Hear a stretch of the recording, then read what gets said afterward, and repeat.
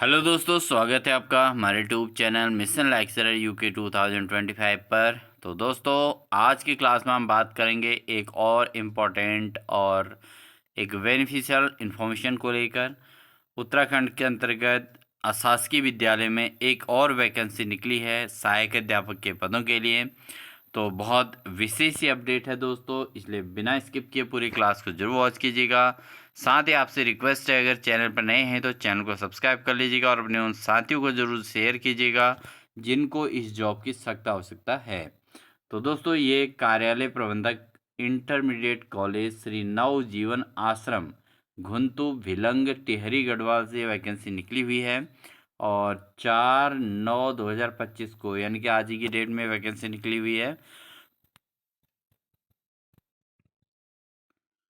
माननीय उच्च न्यायालय उत्तराखंड नैनीताल में योजित रीट याचिका संख्या 760/225 में पारित निर्णय दिनांक 28/4/2025 में मुख्य शिक्षा अधिकारी टिहरी गढ़वाल द्वारा प्रदत्त अनुमति के क्रम में इंटरमीडिएट कॉलेज श्री नवजीवन आश्रम घुंतु भिलंग टिहरी गढ़वाल में निम्नलिखित विवरणानुसार सीधी भर्ती में सहायक अध्यापकों के रिक्त पदों पर नियुक्ति विद्यालय शिक्षा अधिनियम 2006 के अंतर्गत प्रख्यापित विनिमय 2009 समय समय पर यथा संशोधित में निहित प्राविधान के अनुसार योग्य अर्ह अभ्यर्थियों के निम्नानुसार आवेदन पत्र आमंत्रित किए जाते हैं। तो दोस्तों, यहाँ पर सहायक अध्यापक के पदों पर यह विज्ञापन निकला हुआ है। अब किन किन विषयों के लिए ये वैकेंसीज निकली है इस पर हम चर्चा करेंगे दोस्तों। तो यहाँ पर जो सब्जेक्ट निकले हैं सहायक अध्यापक के ही तीनों पद हैं दोस्तों। पहली बात तो यह है कि एलटी के पद हैं और इसमें एक तो साइंस का निकला है, हिंदी निकला है, कला निकला है, ठीक है। और पे लेवल जो है यहाँ पर लेवल 7 की ये वैकेंसी है दोस्तों। तीनों के तीनों वैकेंसी लेवल 7 की हैं और पदों की संख्या एक एक पद हैं तीनों में ही, विज्ञान, हिंदी और कला, ठीक है। और रिक्ति का प्रकार दोस्तों इन्होंने साफ साफ लिखा है कि स्थायी पद हैं और कहीं ना कहीं मतलब जो है यहाँ पर अभ्यर्थियों को ये रहता है कि अशासकीय में किस प्रकार की जॉब होगी। तो स्थायी ये पद होते हैं दोस्तों, तो इसलिए जो है आप निश्चिंत होकर अप्लाई कर सकते हैं और अगर आपका सिलेक्शन होता है तो कहीं ना कहीं आपका इसमें भी कैरियर बन जाता है पूरी तरीके से। आरक्षण की स्थिति बात करें तो जो सहायक अध्यापक एलटी विज्ञान का पद है वो अन्य पिछड़े वर्ग हेतु आरक्षित है, ठीक है, अन्य पिछड़े वर्ग के लिए है। इसके अलावा सहायक अध्यापक एलटी में हिंदी का जो पद निकला है ये अनुसूचित जाति के लिए निकला है दोस्तों। और इसके अलावा सहायक अध्यापक कला का जो पद आया है वो अनारक्षित है। तो ये तीनों पदों का हमने आपके विवरण दे दिया है कि आरक्षण की स्थिति क्या है। अगर हम यहाँ पर शैक्षिक योग्यता अर्हता की बात करें तो राजकीय शिक्षकों यानी कि जैसे राजकीय विद्यालयों में जो शिक्षक होते हैं एलटी के जो पद निकलते हैं उसी के अनुसार यहाँ पर भी पदों के आधार पर जो है योग्यताएं आपकी पूरी होनी चाहिए। यानी कि आपके पास ग्रेजुएशन होना चाहिए और साथ ही साथ आपके पास बीएड होना चाहिए और साथ में आपकी टीईटी की योग्यता कंप्लीट होनी चाहिए। तो ये चीज़ें आपके इस पदों के सापेक्ष होना आवश्यक होता है दोस्तों। अब बात करते हैं कि आप इसको अप्लाई कैसे कर पाएंगे। ये बहुत इंपॉर्टेंट फैक्ट होता है। बहुत सारे अभ्यर्थी अधूरी जानकारी पढ़ते हैं और उसके बाद वीडियो को स्किप कर लेते हैं और आगे बढ़ जाते हैं, तो फिर बाद में उनको कंप्लीट जानकारी नहीं होने के कारण वो जो है फॉर्म भर नहीं पाते हैं। तो दोस्तों, यहाँ पर अगर बात करें तो उक्त रिक्त सहायक अध्यापक के पदों की भर्ती के लिए 300 रुपये का आपका रेखांकित पोस्टल ऑर्डर बैंक ड्राफ्ट जो मुख्य शिक्षा अधिकारी टिहरी गढ़वाल नरेंद्र नगर के नाम से देय होना है। जमा करने पर मुख्य शिक्षा अधिकारी टिहरी गढ़वाल नरेंद्र नगर से प्राप्त किया जा सकता है। तो इसका जो फॉर्म मिलेगा आपको टिहरी गढ़वाल से मिलेगा, नरेंद्र नगर से। आवेदन पत्र समस्त शैक्षिक प्रशिक्षण योग्यता और संलग्न की स्वप्रमाणित छाया प्रतियों सहित पंजीकृत डाक से मुख्य शिक्षा अधिकारी कार्यालय टिहरी गढ़वाल नरेंद्र नगर में कार्यालय में विज्ञापन के 21 दिन के अंदर यानी कि 24/9/2025 के सायं 5 बजे तक स्वीकार किए जाएंगे। तो इन्होंने 21 दिन के भीतर की बात भी बताई है और साथ साथ बता दिया कि 24 तारीख तक आप इसको शाम 5 बजे तक इस फॉर्म आपके जो है वहाँ पर स्वीकार किए जाएंगे, ठीक है। लिफाफे के बाईं ओर पद का नाम, ठीक है, पद का नाम लिखना जरूरी है। लिफाफे के जो बाहर से आप लिफाफा लगाएंगे फॉर्म के बाहर से, उसमें आपने पद का नाम जरूर लिखना है। विषय और दाईं ओर विद्यालय का नाम जरूर अंकित करें कि आप किस विद्यालय के लिए अप्लाई कर रहे हैं। एक्चुअली होता क्या है, जब ये पोस्ट ऑफिस में जाते हैं तो अलग अलग विद्यालय के विज्ञापन निकलते रहते हैं। आप पद और विषय लिख देंगे बट विद्यालय का नाम नहीं लिखेंगे तो कहीं ना कहीं ये भी जो है आपका फॉर्म इधर उधर भी हो सकता है, इसलिए आप स्पष्ट विद्यालय का नाम भी लिख लें। उपरोक्त पद हेतु अभ्यर्थी की न्यूनतम आयु जो है 21 वर्ष और 42 वर्ष। आरक्षित श्रेणी में संबंधित अभ्यर्थी को नियमानुसार अधिकतम आयु सीमा में छूट दी होगी। तो जो रिजर्व कैटेगरी के आते हैं उनको जो है फॉर्म अप्लाई करने के लिए 5 साल का जो रिलैक्सेशन मिलता है वो अपने कैटेगरी के अकॉर्डिंग देख सकते हैं, ठीक है।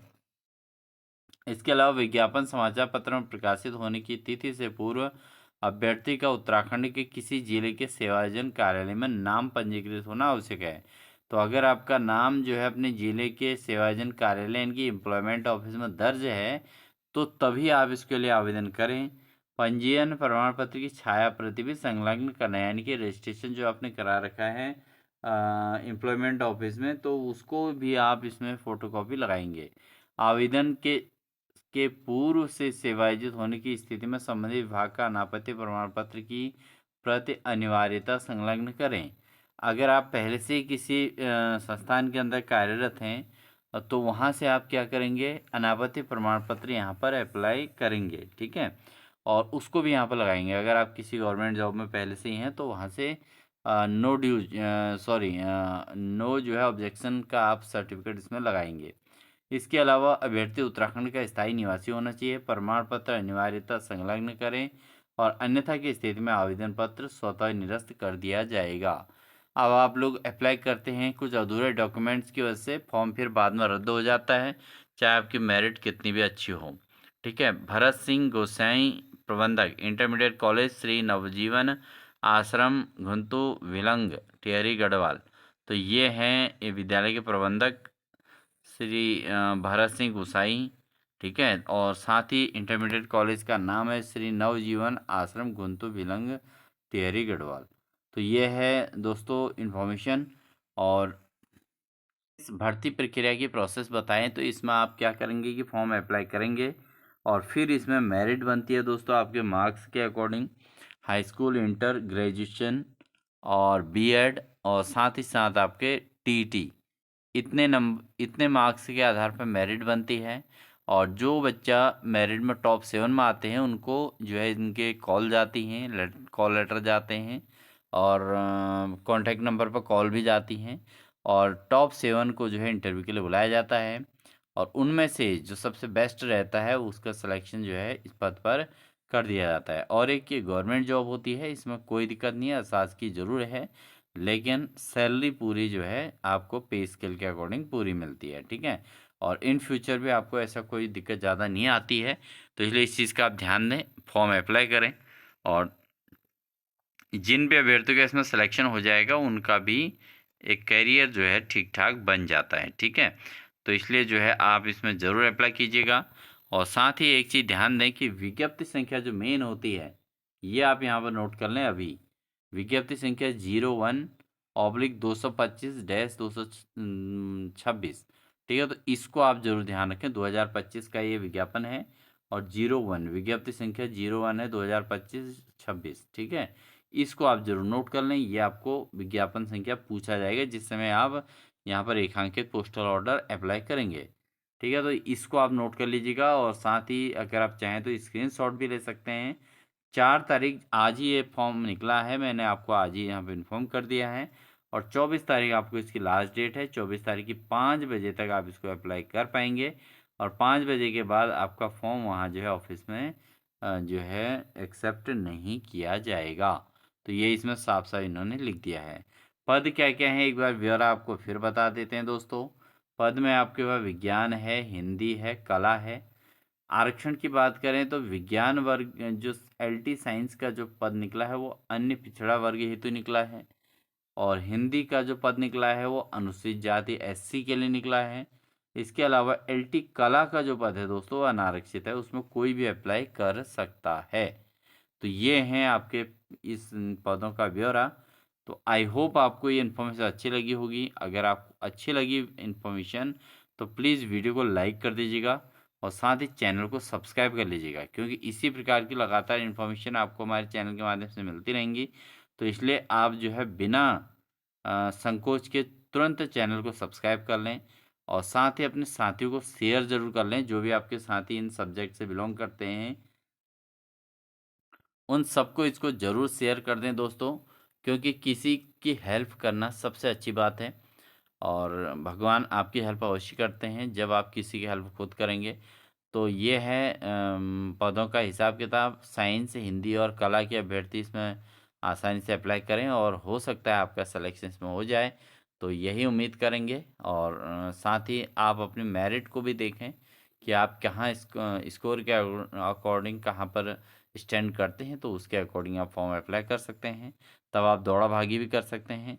अगर आपकी परसेंटेज ठीक ठाक है तभी आप इसमें मेहनत करें। अगर परसेंटेज थोड़ा कम रहती है, पुरानी अगर परसेंटेज है, तो इसमें अपेक्षाएं करना मुश्किल है, क्योंकि नए जो अभ्यर्थी आ रहे हैं उनके मेरिट बहुत हाई रहती है। तो उनके साथ मेरिट के बेस पर सफल होना थोड़ा आसान काम है नहीं। तो इसलिए जो अभ्यर्थी हैं अपने मेरिट देखें कि आप कितने परसेंटेज हर उसमें कितनी है, हाई स्कूल, इंटर, ग्रेजुएशन और साथ में बीएड और साथ में टीटी, इनमें आपके मार्क्स काउंट होते हैं और इन मार्क्स की बेस पे इसमें मेरिट बनती है। तो सारी इन्फॉर्मेशन मैंने आपको बता दी है दोस्तों, और साथ में इसमें एक छोटा सा इंटरव्यू भी होगा। हालांकि इंटरव्यू केवल 5 नंबर का होता है, तो अब वो ज़्यादा ऊपर नीचे का मामला नहीं है। इसलिए आपकी मेरिट ही मेन रोल प्ले करेगी आपके सिलेक्शन में, ठीक है। तो इसलिए इस चीज़ मतलब आप निश्चिंत होकर फॉर्म अप्लाई करिए। बाकी क्या होता है परिस्थिति के अनुसार वो आपसे खुद ही समझ जाएंगे। बाकी आप जो है इसको अप्लाई ज़रूर कीजिएगा। 3 अभ्यर्थियों का कम से कम इसमें चयन हो जाएगा, तो इतना थोड़ा बहुत बेरोज़गारी कम होएगी। और साथ ही दोस्तों ये इन्फॉर्मेशन है। अ, मिलते हैं आपको एक अन्य इन्फॉर्मेशन के साथ। तब तक के लिए आपसे रिक्वेस्ट, चैनल को सब्सक्राइब कर लें, बेल आइकन दबा कर ऑल नोटिफिकेशन ऑन कर लीजिएगा, जिससे आपको ऐसी अपडेट लगातार हमारे चैनल के माध्यम से देखने को मिलेंगी। साथ ही लेक्चर की तैयारी के लिए आप हमारे चैनल के प्लेलिस्ट में जाइए और देखिए कि आपको किस सब्जेक्ट की तैयारी करनी है। आप उसको कमेंट सेक्शन में भी दे सकते हैं और साथ ही आप हमारे प्लेलिस्ट से जो है क्लासेस डेली के अटेंड कर सकते हैं। मिलते हैं एक नेक्स्ट इन्फॉर्मेशन के साथ। तब तक के लिए दोस्तों wish you all the best.